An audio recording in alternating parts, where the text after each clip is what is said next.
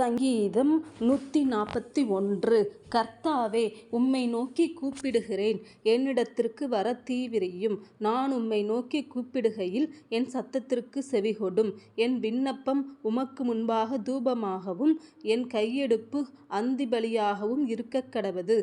கர்த்தாவே, என் வாய்க்கு காவல் வையும், என் உதடுகளின் வாசலை காத்து கொள்ளும். அக்கிரமஞ் செய்கிற மனுஷரோடே ஆகாமிய கிரியைகளை நடப்பிக்கும்படி என் இருதயத்தை துன்மார்க்கத்திற்கு இணங்க ஒட்டாதேயும். அவர்களுடைய ருசியுள்ள பதார்த்தங்களில் ஒன்றையும் நான் சாப்பிடாமல் இருப்பேனாக.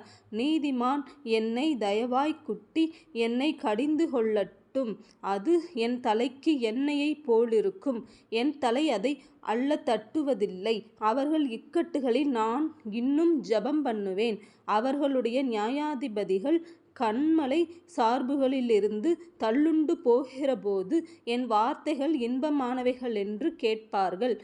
பூமியின் மேல் ஒருவன் மரத்தை வெட்டி பிளக்கிறது போல எங்கள் எலும்புகள் பாதாள வாய்க்கு நேராய் சிதறடிக்கப்பட்டிருக்கிறது. ஆனாலும் ஆண்டவராகிய கர்த்தாவே, என் கண்கள் உம்மை நோக்கியிருக்கிறது. உம்மை நம்பியிருக்கிறேன். என் ஆத்துமாவை வெறுமையாக விடாதேயும்.